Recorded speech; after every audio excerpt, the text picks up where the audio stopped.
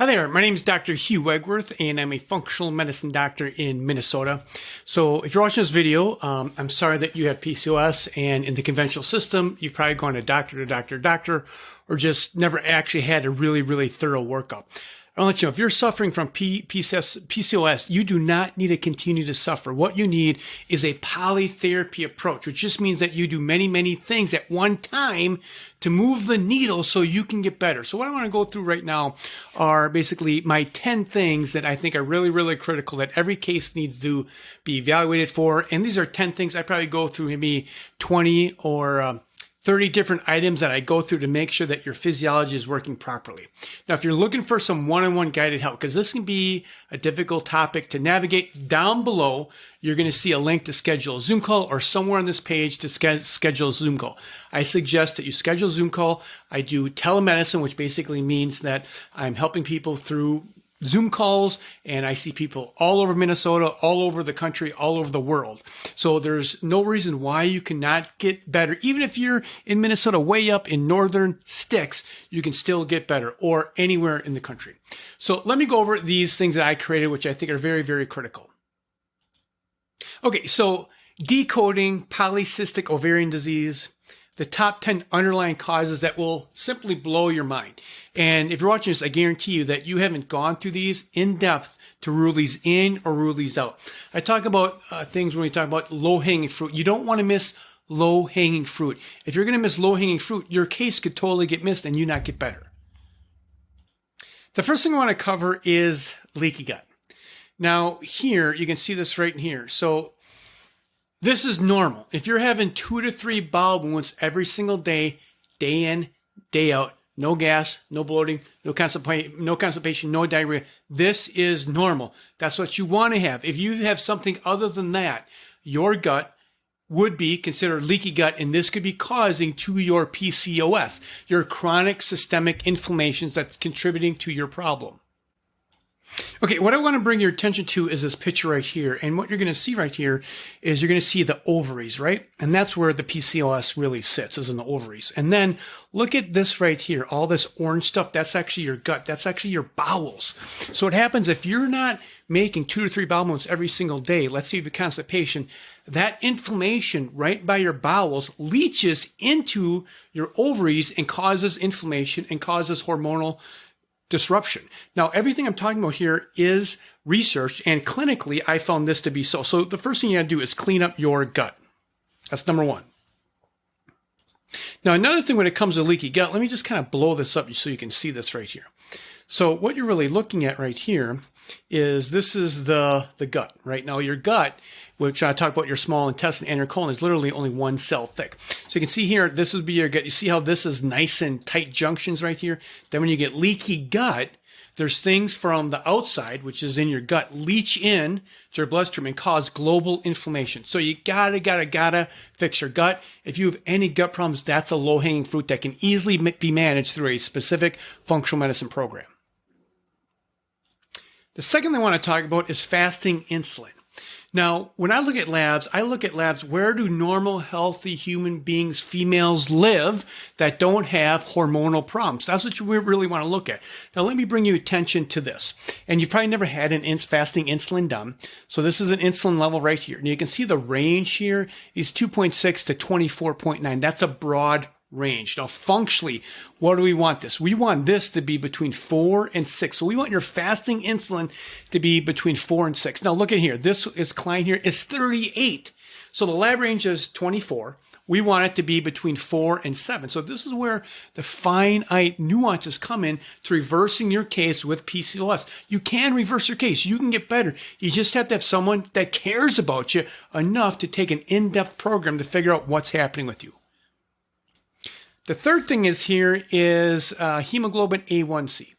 Now, we want to see this. This is the functional range, is between 4.8 and 5.2. If you're not aware of this, this is a marker for 90 days of blood sugar, like how much sugar do you have in your system.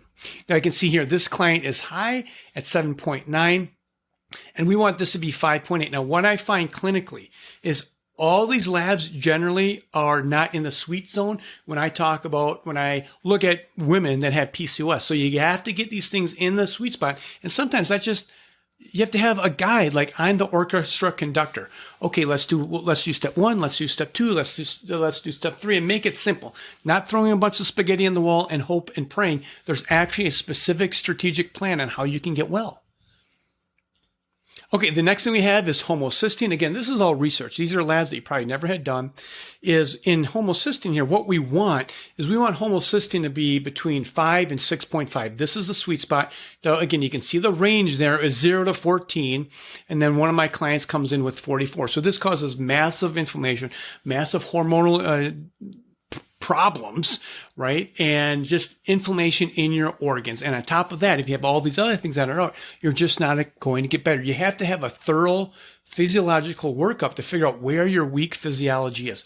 I do labs, and that's kind of a fishing net. We roll this in and we see, what do we have? What's going on with your physiology? You just can't run a $5 test and figure out, oh, you have your sugar's high. Well, lose weight and metformin. That's a model that doesn't work. That's a model that causes human suffering like what you're going through right now.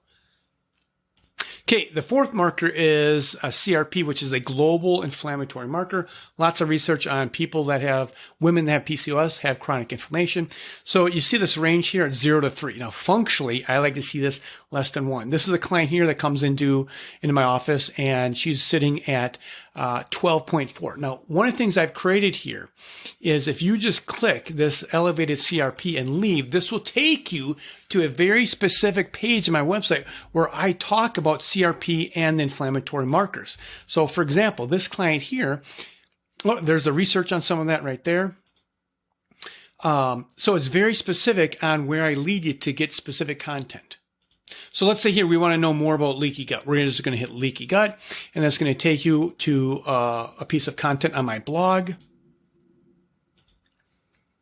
And this is a piece of content on my blog where you can understand what's going on. So for example, right here, over here on the left, this is of your gut, 1 cell thick. Your gut is 1 cell thick. If you cut your finger over here, which is on the right, you have to go through 1,000 skin cells. So your gut is very, very delicate. 80 to 90% of your immune system is in your gut. Okay, so here we have CRP, and the ideal thing is what we want CRP to be is less than 1. Okay, now we have low magnesium. You can actually measure this in blood work. Now, in magnesium, we want this to be greater than 6. You can see the range here is 3.7 to 7.0. This is my client, it's 4.6. So I like magnesium to be greater than 6. Now, I've also included in here a protocol is magnesium is needed in 400 enzymatic reactions in your body, 400. So if you're deficient in magnesium, this is going to cause or can contribute to PCOS, which is going to cause inflammation. So if you click this button right here, I go over a whole protocol on how you want to take magnesium. You don't want to take magnesium capsules. You actually want to sip it. So what I've done is I've created this thing called a personal IV magnesium drip. So this is critical. Okay, number 8, we have ideal levels of vitamin D. So you can see this range right here is basically 30 to 100. That's the range. So that means if you're at 35, you're normal, like quote, in the conventional system. That's not true. What we want is we want your vitamin D between 70 and 90. That's the sweet spot. That's where PCOS is going to start to diminish. This is where you're going to normalize your hormones and start to recover. You don't need to suffer. Just there's no education, there's no caring out there, so you know what's going on. So this is one of my clients that we measured here, and hers was 16.5, and it's not hard to bring up vitamin D, but you need to know where it's at, you need to know how much to take, and you can see now is if we have all these different moving parts, if you get all these different moving parts in a line, you are going to get better. You're going to start to recover. Okay, the next thing we have is glucose.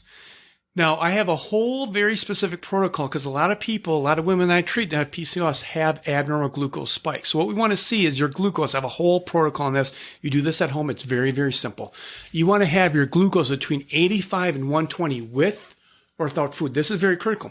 A lot of people that have PCOS, they'll eat something and their sugar will spike up to 150, 140, 150, 160. This is bad. This causes inflammation. So if we can normalize your sugar levels, if you can do a home protocol to figure out, do you have this or not, right? We're trying to eliminate all the low-hanging fruit. Is your problem because you have a sugar problem? Either you have too much sugar or you have not enough sugar. And that's a very common pattern is what they call hypoglycemia. And then you go into hyperglycemia. So you're bouncing all over the problem. all over the place, and this is causing inflammation. So we want to see this between 85 and 120. Now you can see here, this is one of my clients. She is 109, but this is a fasting glucose when you get up. Really, when you get up in the morning, you want to see your fasting glucose around 85 to 95. These are all the sweet spots. Number 9 here, we have white blood cell count. Now, when my clients come to me, I do thorough blood work. Now, you can see the range here is 3.4 to 10.8. The sweet spot is 5.6. So white blood cell count of 5.6 tells us that your immune system is chugging along normally. It's not fighting anything. Nothing's attacking it. Now, you can see this client right here has a white blood cell of 9.9. So what does that tell me? When I look at a white blood cell count of like 9.9, or basically anything above 6, like if you're getting into 7, 7.5, I start to think, could there be some kind of infection going on? Could there be like small bacterial overgrowth? Could there be a virus going on?